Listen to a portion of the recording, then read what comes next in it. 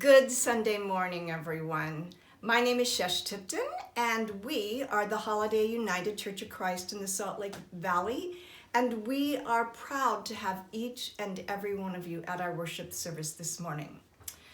Holiday United Church of Christ is an open and affirming congregation and a whole earth church. Thus, we begin each worship with these words: whoever you are and wherever you are on life's journey, we welcome you here.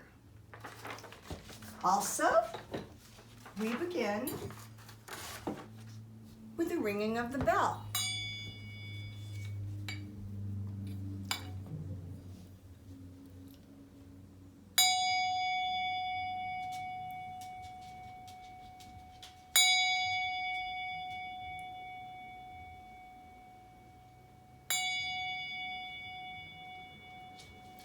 We hope this ringing of the bell puts your mind and your spirit in the frame of worship. Now, please join me in our call to worship. Jesus said, "Prepare a place for the Passover meal." We are preparing a place in our hearts together. Jesus said, "I have something important to say to you." We wait patiently for this hard message. Jesus said, "One of you will turn from me." We wonder if it might be us. Jesus knows our hearts. It could be that we each turn from God at different times in our lives. The good news is that we are all forgiven in this covenant meal.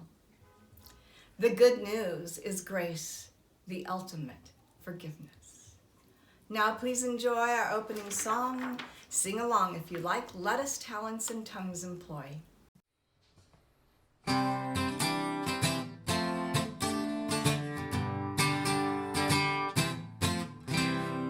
Let us talents and tongues employ, reaching out with a shout of joy. Bread is broken, the wine is poured, Christ is spoken and seen and heard. Jesus lives again, earth can breathe again, pass the word around, loaves abound. Jesus lives again, earth can breathe again, pass the word around, loaves abound. Christ is able to make us one.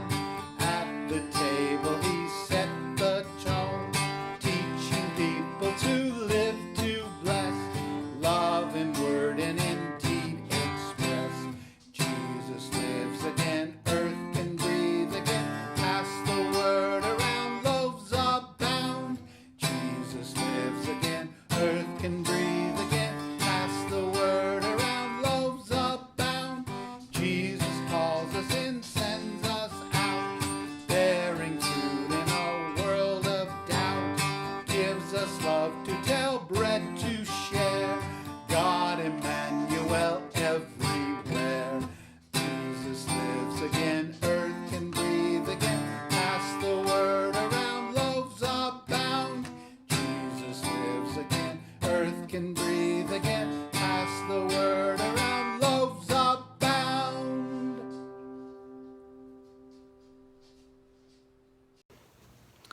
Today, our reading comes from the Gospel of Matthew. I'm reading from the Message. It is chapter 26, verses 17 to 30. On the first days of unleavened bread, the disciples came to Jesus and said, "Where do you want us to prepare your Passover meal?" He said, "Enter the city, go up to a certain man and say, 'The teacher says, my time is near. I and my disciples plan to celebrate the Passover meal at your house.'" The disciples followed Jesus' instructions to the letter and prepared the Passover meal. After sunset, he and the 12 were sitting around the table. During the meal, he said, "I have something hard but important to say to you. One of you is going to hand me over to the conspirators." They were stunned and began to ask one after another, "It isn't me, is it, Master?" Jesus answered, "The one who hands me over is someone I eat with daily, one who passes me food at the table." In one sense, the Son of Man is entering into a way of treachery well marked by the Scriptures. No surprises here. In another sense, that man who turns him in turns traitor to the Son of Man. Better never to have been born at all than to do this. Then Judas, already turned traitor, said, "It isn't me, is it, Rabbi?" And Jesus said, "Don't play games with me, Judas." During the meal, Jesus took the blessed bread and broke it and gave it to his disciples, and he said, "Take, eat, this is my body." Taking the cup and thanking God, he gave it to them. "Drink this, all of you. This is my blood, God's new covenant, poured out for many people for the forgiveness of sins. I'll not drink the wine from this cup again until that new day when I'll drink it with you in God's reign." They sang a hymn and went directly to the Mount of Olives. Today is World Communion Day, and we celebrate this sacred meal with millions of people across the world. This sacred meal is what I want to talk about today. I know that in our litany today for call to worship, there was some elements of this betrayal of Judas's to Jesus. And I want to say about that all of us have betrayed God in some way, betrayed Jesus, the way of Jesus, and that none of us are free from this kind of rejection. We all do it. We just ought to own it and know that in this meal, in this covenant sacred time that we spend drinking in and being nourished by the Spirit of God, we are forgiven for all of the mishaps that we have, even the big things that we do that are against nature and against God. We are forgiven. This beautiful grace that is in this meal is the important aspect of what we're talking about today. When Jesus talks about drinking his blood and eating his flesh, it sounds kind of gross to us, but the point of it is not a literal translation of that, but the wholeness of humanity. We are literally blood and flesh. That's what we're made of. But as we eat and drink this spiritual blood and flesh, it is something that nourishes us, that makes our physical being better, but makes our spiritual being whole. Drinking in that blood and the flesh, and I know I keep saying that's probably a little annoying at this point, but being nourished by these elements is really the idea, isn't it? It's so important that we understand this nourishment. Many of us are eating differently now, more plant-based, thinking more about sustainability of our food sources, and also bringing great nutrition to our bodies, respecting our bodies as a temple, as something beautiful that we need to nourish and keep well. Well, that's the same goes for our spirit. And as we take in the elements of this meal, which we will do together today during prayer time, then we have this sense of being really well nourished. Think about the best meal you've ever had. My thought always kind of goes to Thanksgiving when we share all of our wonderful dishes with the people that we love, and maybe sometimes people we don't know who we want to help nourish and help them to feel welcome and loved. But it is a meal where we specifically think about how we are bringing in the good to our bodies. We have healthy food on the table that talks to us about gratitude. So the whole idea behind Thanksgiving was the meals that people shared together with Native Americans when they first came to this country, and they had their bounty from what they learned from the Native people. And I mean, at least that's what we say Thanksgiving is about. I want to hope that there really was that community of Native people and immigrants that came together in these meals. But that time is a time of gratitude, whatever the history is behind it. As I grew up learning about Thanksgiving, it was a time for gratitude, and we always had more than enough food, and we had family, and we spent the entire day playing games and nourishing our souls and having that break, and even the joyfulness of doing the dishes and knowing that we had this wonderful food was just enriching. And those are memories that are in my soul and part of my being, about being nourished. And when I think about this sacred meal, there's also so much in my past that I have learned about it. I grew up in the Christian Reformed Church, which has a more Calvinistic look at things. There was a sense that you were only allowed to come to the table if you had done the work with God. If you felt like you were at a place where you had done all of the things in your life that you needed to do and you were prepared to come to the table. I wasn't able to even be allowed at the table until after I did what was called confession of faith. And that usually happened when you were a teenager, about 16.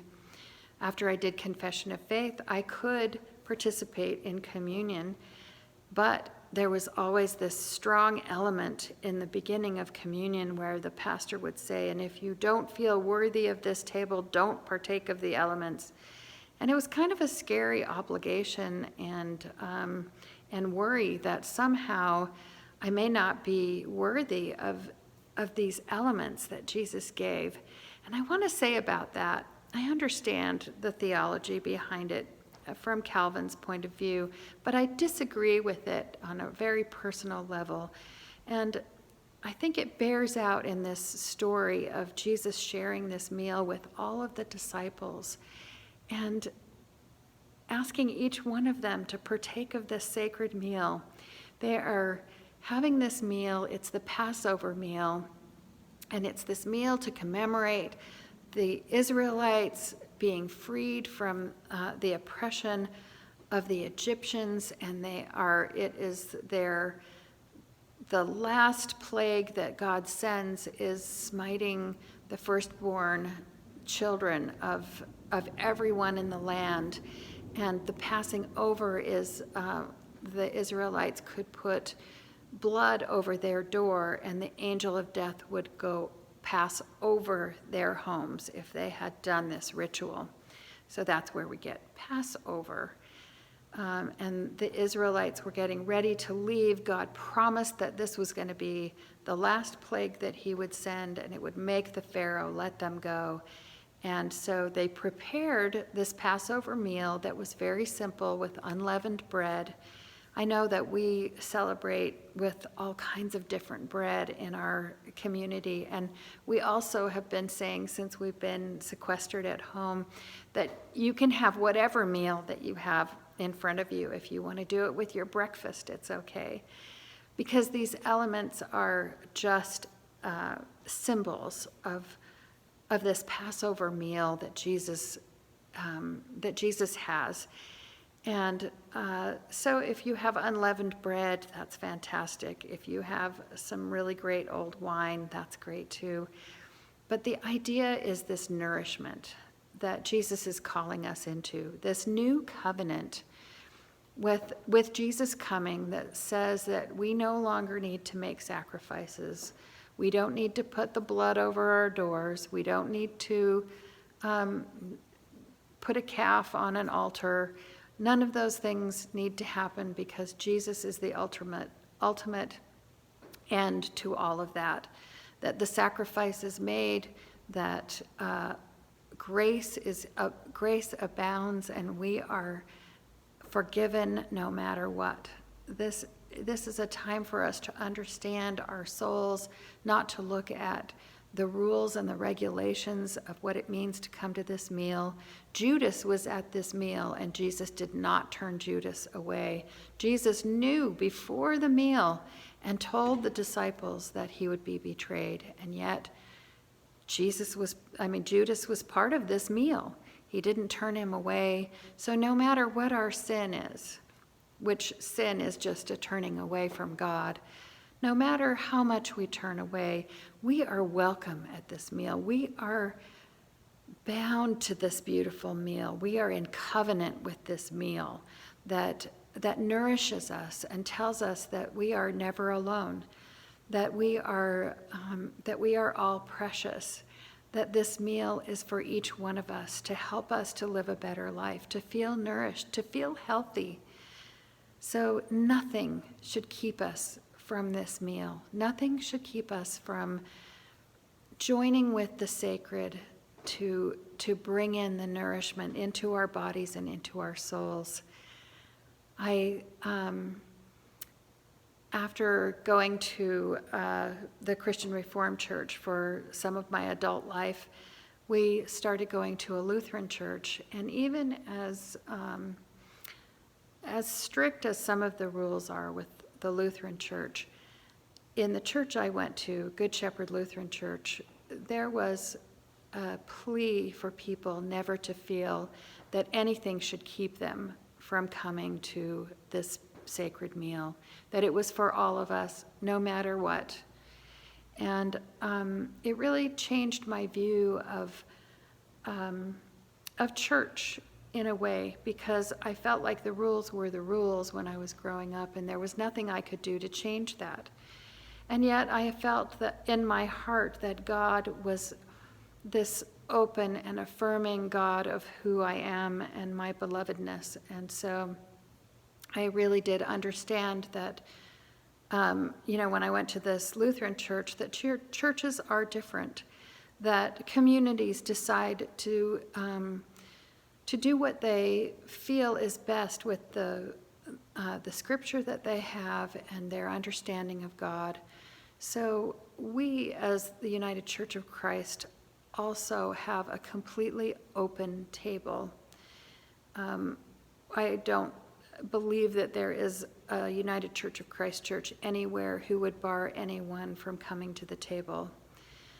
I often say that Martin Luther, who really was the leader of the Protestant church and made it happen, there were many people who made it happen, but Luther was very brave in many of the things that he did. I'm not going to go into that now, but his understanding of Scripture was that the sacred meal is that God is in that.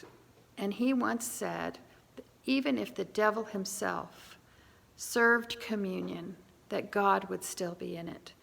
And what I take from that and what I love about that is that we can never fear anything about joining in this sacred meal, that the devil doesn't have anything to do with it, that evil doesn't have anything to do with it, and it can't enter into our covenant relationship within this meal ever. So that's my opinion. I hope that as we have talked about this, that every time you take this sacred meal, that you partake of the elements, that you feel the Spirit entering into your body, into your spirit, and helping you to understand how beloved you really are. So let us enjoy this day and feel nourished, replenished, loved, forgiven, and just content with being part of God's world. This kingdom or this reign that we talk about is an everyday event that God works within us and through us, and it is the good in the world. So may we be blessed, and may we truly enjoy and nourish this, or relish this beautiful nourishment for us. Amen. Hi everybody, today is St. Francis feast day. St. Francis was a monk. He was born in the 1200s in Italy, and he loved animals. He's the patron saint of animals, which kind of means like he's the angel that is specifically assigned to look over and take care of all the animals, both pets that we have and animals out in the wild. So I know many of you have cats and dogs, or maybe a hamster or bird for pets at your house. And in regular times, we'd all be going to the church and getting our animals blessed. That's not possible this year, so you can contact Reverend Chelsea about doing a special blessing for your pets. But I also want to talk about how our pets are a blessing to us. Many of us just get unconditional love from those animals in the house.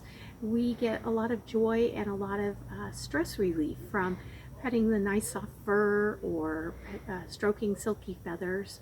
And just remember to take time and remember what a blessing these animals are, especially when we are home so much. But I also want to talk about the animals outside. Right now is a great time to go up the canyon or go to the park, look for squirrels, feed the ducks, maybe see what the birds are doing. The birds in my yard are fighting over who gets the acorns out of the oak tree. They're picking berries and all kinds of little seeds out of the ground and getting ready for winter. Now, while a lot of animals will hibernate during the winter, we have the birds who will still need to be eating.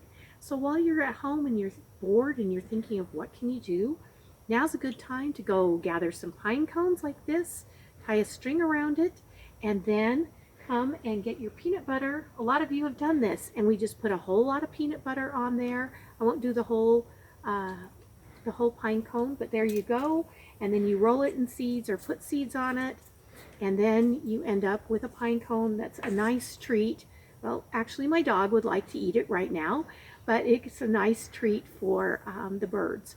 And then when you hang it up outside and they come to eat it or fight over it, you can have a nice experience just watching what's going on out in nature right in front of your window. And if you want me to make some of these for you, I'm happy to do that. Just let us know. Take care, enjoy the season while you can, and the animals inside and out as much as possible. Blessings to everybody. Bye-bye.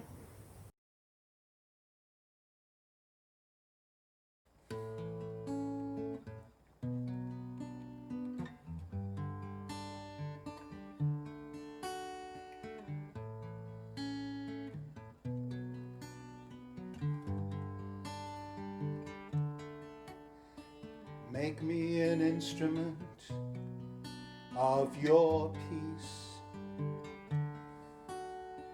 Where there is hatred, let me sow love.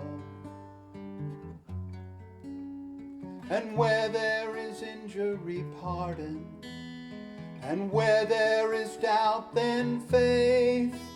And where there's despair, then hope.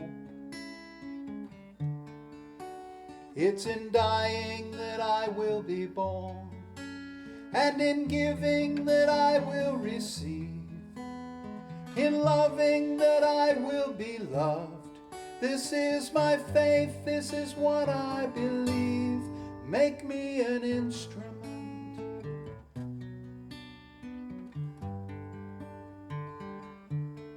Make me an instrument.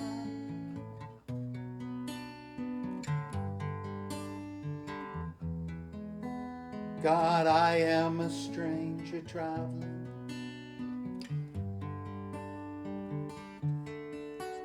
in a brutal yet wondrous land.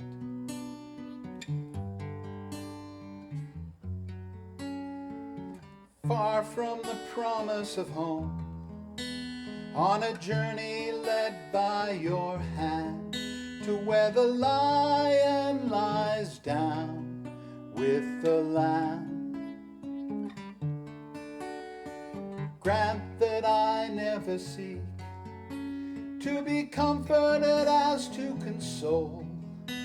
Let the blood of Christ cover me, touching my spirit and seizing my soul. Make me an instrument.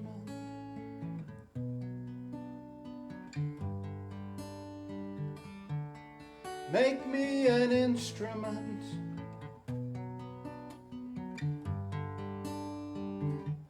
God, make me your instrument. Make me your instrument. Let the divine mystery guide my heart.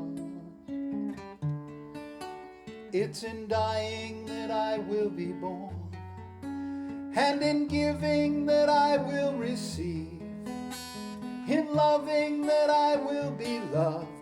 This is my faith, this is what I believe.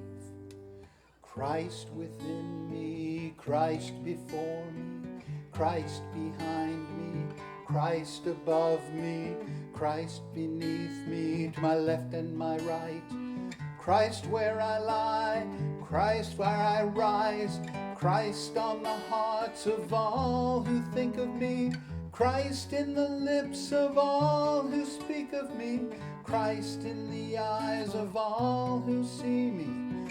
Make me your instrument. Make me your instrument. Make me your instrument.